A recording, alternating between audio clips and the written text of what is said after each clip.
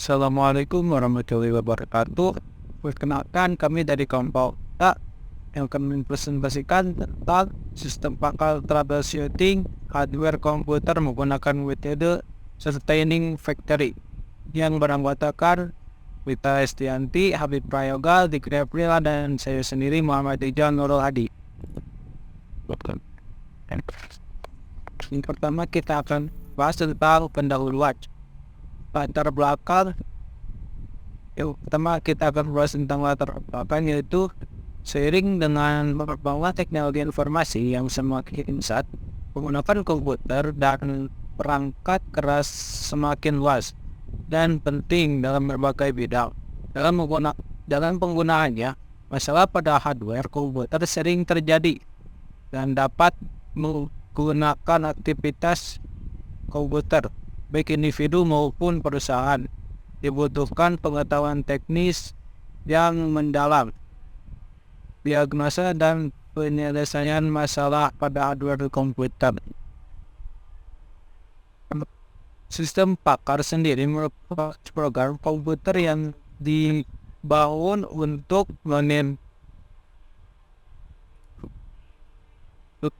yang kompleks dalam suatu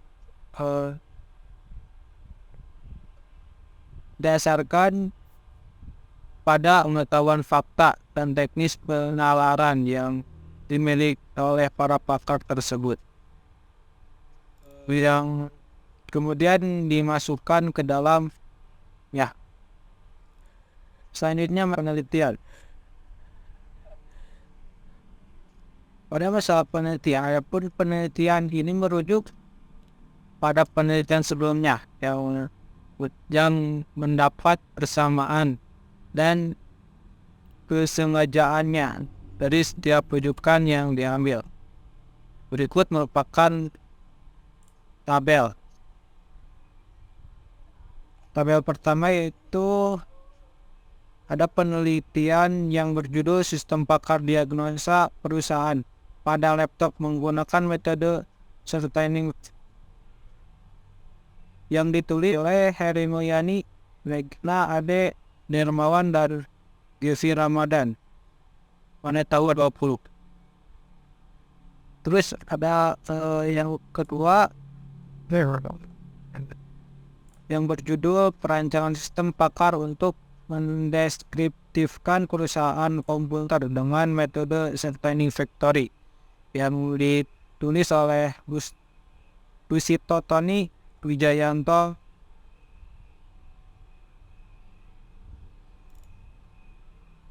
Max.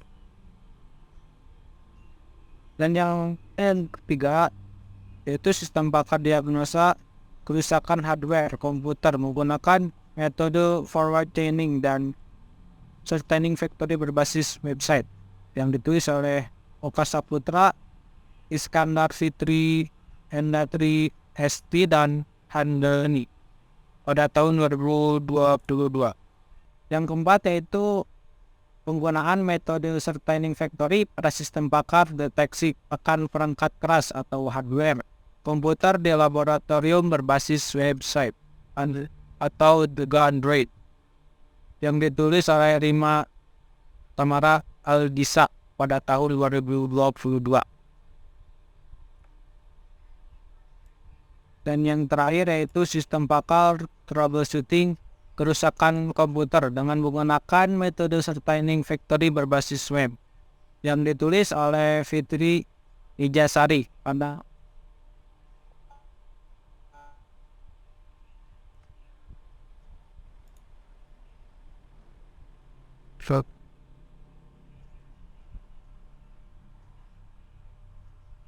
berdasarkan permasalahan pada latar belakang, dapat diambil pengurusan masalah yang akan menjadi permasalahan penelitian ini, yaitu yang pertama adalah membangun basis pengetahuan diagnosa dan troubleshooting permasalahan hardware pada komputer dengan menggunakan metode Sustaining Factory atau FC. Yang kedua, bagaimana proses diagnosa dan troubleshooting permasalahan hardware pada komputer dilakukan dengan menggunakan metode Certain Factory atau FC. Selanjutnya saya akan serahkan kepada Mita Estianti. Terima kasih, Jal.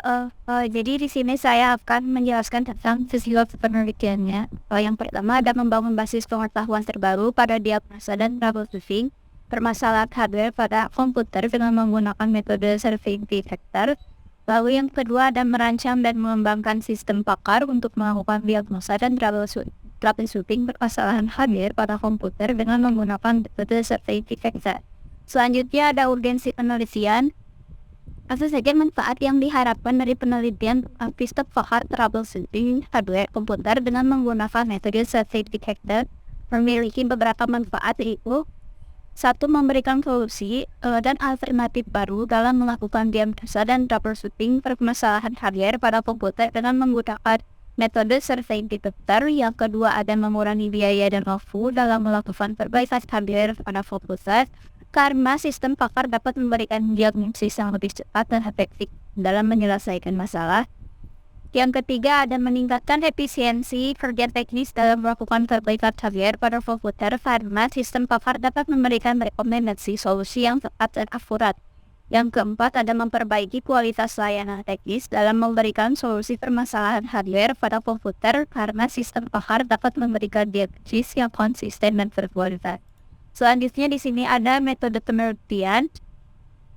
Dalam pengembangan sistem pakar akan digunakan pendekatan konvensional dengan metode Expert System Development Life Cycle atau kita bisa singkat ESBLC, yaitu sistem pakar adalah suatu program komputer yang dirancang untuk memodelkan kemampuan penyelesaian masalah yang dilakukan oleh seseorang pakar. Dan di sini juga disampaikan tahapan-tahapan yang harus dilakukan pada metode SDLC. Selanjutnya ada pakar domain. Pakar domain dalam sistem pakar pemecahan masalah perangkat kelas komputer dengan metode surveying vector ini terdiri pada seorang pakar hardware komputer pada jurnal Saputra dan jurnal Fitri Nijasari. Data yang diperoleh melalui konsultasi dengan pakar hardware komputer dengan seorang pakar yang bernama Miftah Farid AMD Phone dan sekaligus pemilik toko Liga komputer yang berlokasi di daerah Semarang, Garut. Selanjutnya akan dibacakan oleh Oliver Fikri. Baik, di sini saya akan menjelaskan mengenai basis pengetahuan. Basis pengetahuan dalam sistem pakar troubleshooting hardware komputer menggunakan metode Certain Vector ini merupakan kumpulan pengetahuan dan informasi yang diperlukan untuk mendeteksi dan memecahkan masalah kerusakan pada hardware komputer pada saat pertama kali dihidupkan, yaitu troubleshooting atau ketika kecelakaan pertama pada suatu komputer. Gejala dan kerusakan dalam basis pengetahuan ini bersumber dari suatu jurnal Saputra et al. 2022 yang terdapat 21 gejala bertambah dan 7 kerusakan, tetapi pada penelitian ini bertambah menjadi 29 gejala dan 10 kerusakan. Berikut tabel gejala dan kerusakan pada di samping kanan. Yang pertama, ada 10 jenis kerusakan di sini yang dengan kode-kode kerusakannya di sini membahas K01 yaitu untuk kode kerusakan pertama dan sampai K010 atau kode kerusakan ke-10. Di kode kerusakan pertama yaitu tentang kerusakan motherboard, yang kedua kerusakan power supply, yang ketiga kerusakan RAM memory atau random access memory, yang ketiga kerusakan pada hard disk atau penyimpanan data secara permanen, kemudian kerusakan CPU atau Central Processor Unit, kemudian kerusakan CMOS, kemudian kerusakan monitor, kerusakan cooling fan atau pendingin, kerusakan heatsink, dan terakhir kerusakan optical drive atau tempat pemutaran CD atau DVD. Kemudian data gejala-gejalanya di sini diberikan kode gejala dan nama gejala. Untuk gejala 1 ditandai dengan kode gejala G01 dan sampai G29. Untuk gejala pertama yaitu komputer mati mendadak, gejala kedua komputer tidak booting atau menampilkan apapun, yang ketiga blue screen atau BSOD, yang keempat komputer menjadi lambat atau tidak merespon, yang kelima komputer mengalami overheating, gejala keenam komputer tidak menyala, Gejala ke-7, suara berisik berdengung dari power supply. Gejala ke-8, komputer mengalami shutdown atau restart secara tiba-tiba. Gejala ke-9, komputer mengalami freeze atau crash secara acak. Yang gejala 10, USB port tidak berfungsi. Gejala ke-11, hard disk mengeluarkan bunyi aneh. Gejala ke-12, file folder hilang. Gejala ke-13, hard disk tidak terdeteksi oleh sistem. Gejala ke-14, bau hangus atau asap keluar dari power supply. Gejala ke-15, performa gaming menurun. Gejala ke-16, kehilangan menu BIOS tidak dapat atau masuk BIOS. Yang gejala ke-17, error pada tanggal dan waktu. Gejala ke-18, tampilan buram atau tidak jelas. Gejala ke-19, gambar bergaris atau berkedip. Gejala ke-20, tampilan berubah-ubah. Gejala ke-21, kipas pendingin berbunyi keras. Gejala ke-22, kipas pendingin tidak berputar. Gejala ke-23, kipas pendingin berputar terlalu cepat atau terlalu lambat. Gejala ke-24 yaitu heatsink terbakar atau meleleh. Gejala ke-25, optical drive tidak terdeteksi oleh sistem. Gejala ke-26, optical drive tidak dapat membaca atau menulis CD atau DVD. Gejala ke-27, optical drive mengeluarkan suara berisik saat digunakan. Gejala ke-28, optical drive tidak dapat membuka atau menutup tray. Gejala yang terakhir, gejala 29, optical drive terbakar atau meledak. Kemudian metode inferensi.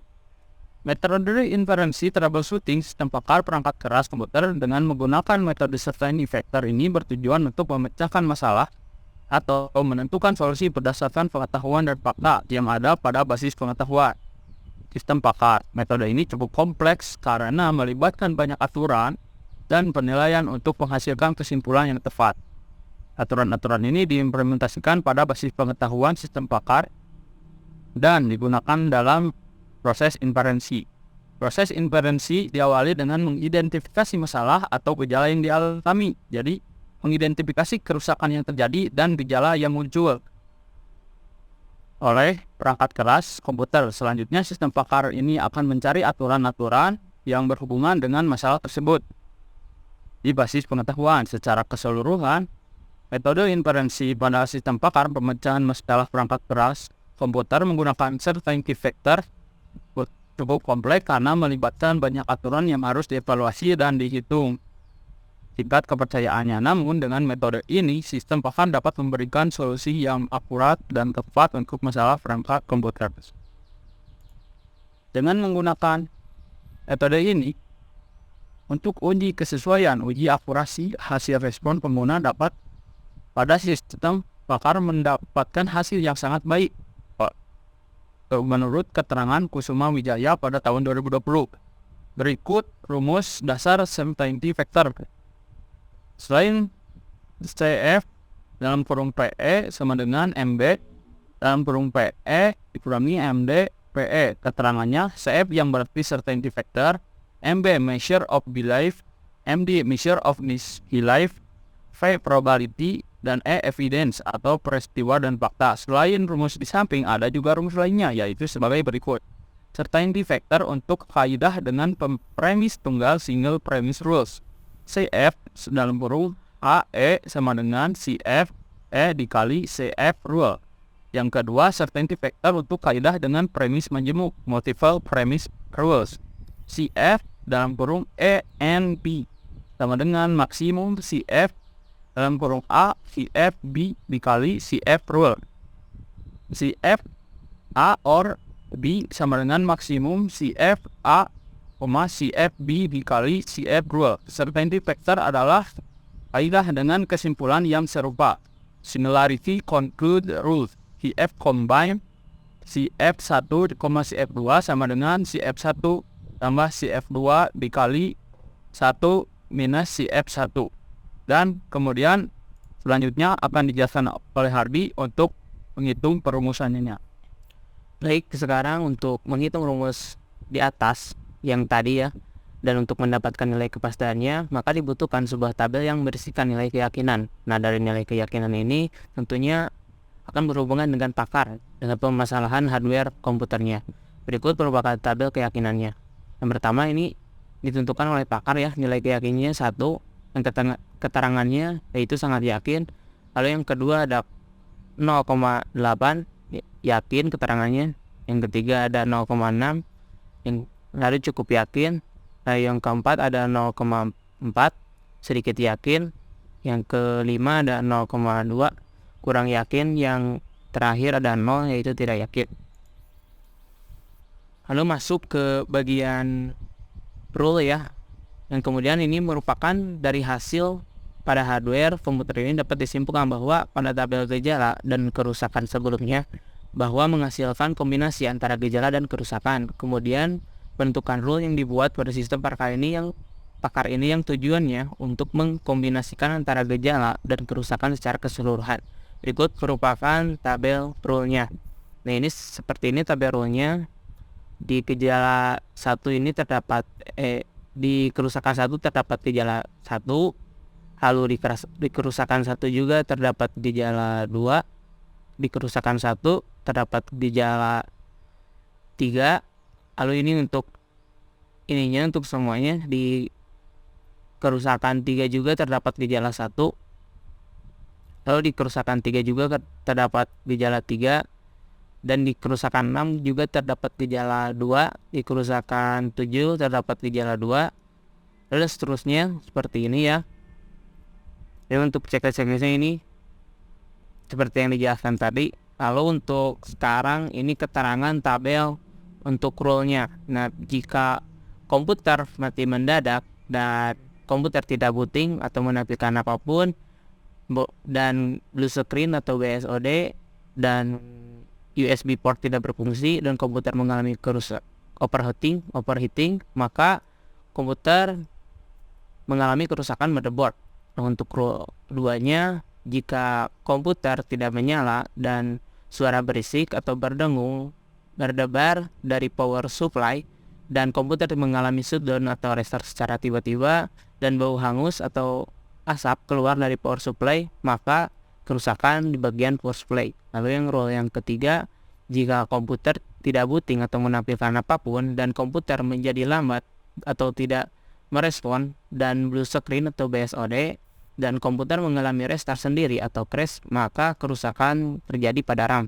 Yang keempat ada jika hard disk mengeluarkan bunyi aneh dan blue screen atau BSOD dan folder hilang dan komputer menjadi lambat dan merespon dan hard disk tidak terdetek oleh sistem, maka kerusakan pada bagian hard disk.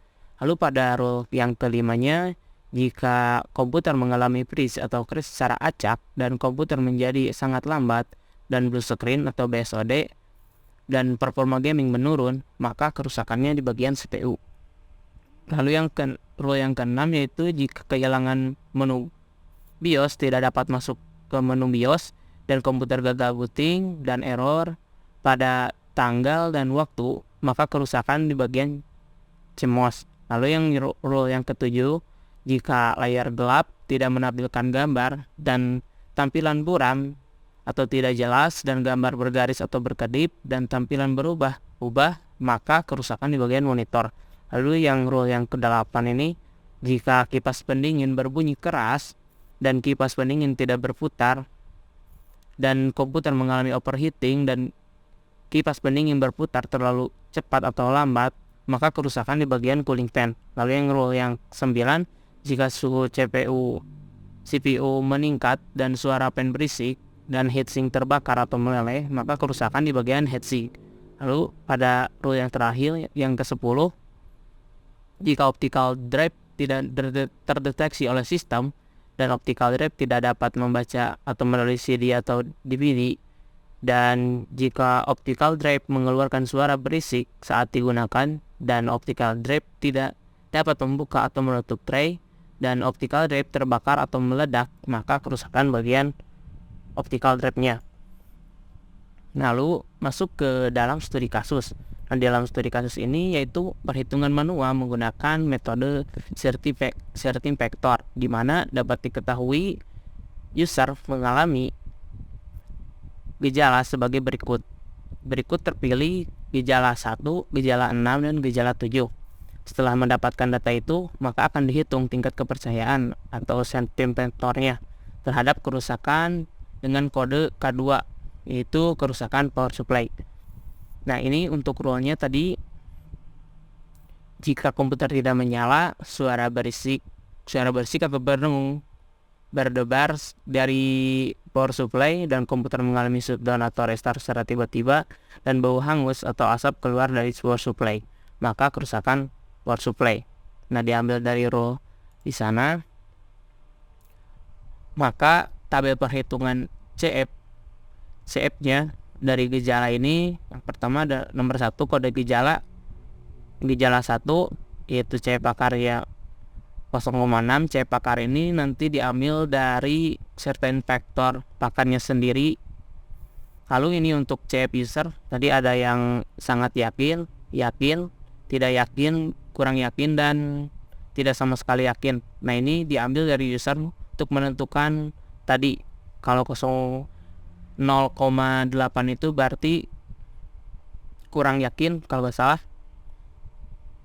Nah, lalu di sini untuk menghasilkan CF hasil ini kita kosong ke 0,6 ini dikali 0,8. Nah, dan hasilnya ini 0,48. Nah, begitupun ke bawahnya, untuk ke bawahnya. Nah, untuk perhitungan CF 1 dan 2 ini menggunakan CF combine yang tadi berada pada rumus yang bagian nomor 3. Nah, ini lalu masukkan CF1, CF2 kali tambah CF2 kali 1 kurang CF1. Nah, di sini kita 0,48 ini, di sini hasil ini kita masukkan ke sini, CF1-nya di gejala 1, lalu CF2 di sini 0,64 di sini, lalu kali 1 ini rumusnya kurang 0,48 ini CF1. Lalu kini kita kurangkan terlebih dahulu di dalam kurung, lalu kita kalikan hasilnya segini, lalu menghasilkan CF volt 1 0,8128. Lalu masukkan yang ketiga dikombin, jadi CF kombin 2, yang dimana CF volt tadi yang sudah diketahui ini, lalu pada CF3 atau gejala yang ketiga ini 0,6 itu dimasukkan, lalu CF volt tambah CF3 rumusnya dikali 1 kurang CF volt 1. Nah, di sini kita masukkan yang tadi CF volt 1, lalu CF3 ini kita ambil yang ke 0,6, lalu kali 1 kurang 0,8128. Nah, lalu di sini kita kurangkan terlebih dahulu di dalam kurungnya seperti tadi. Lalu setelah dikurangkan kita kalikan terlebih dahulu 0,6 sama yang hasilkan kurang, lalu di sini kita tambahkan. Nah, setelah ditambahkan ini menghasilkan CF volt 2 0,92512. Untuk CF hasilnya ini 0,92512 ini dikali 100% untuk membulatkan hasilnya. Nah, untuk CF hasilnya seperti yang diketahui ini 92,51%. Nah, dari perhitungan di atas dapat disimpulkan bahwa user tersebut mengalami kerusakan pada power supply dengan tingkat kepercayaan sebesar 0,92512 atau 92,51%. Nah, sekian mungkin dari presentasi kami kelompok 3. Mohon maaf bila ada kesalahan atau patah kata yang tidak baik. Begitu saja. Assalamualaikum warahmatullahi wabarakatuh.